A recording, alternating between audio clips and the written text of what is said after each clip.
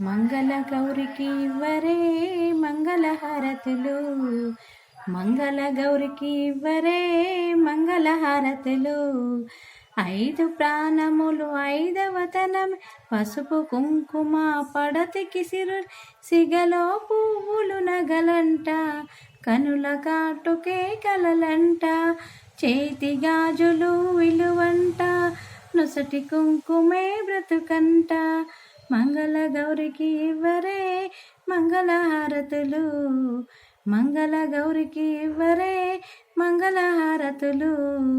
ఇల్లాలంటే గృహలక్ష్మి, తల్లి అంటే సంతానలక్ష్మి, తోడుగా ఉండే మహాలక్ష్మి, సంసారానికి సౌభాగ్యలక్ష్మి.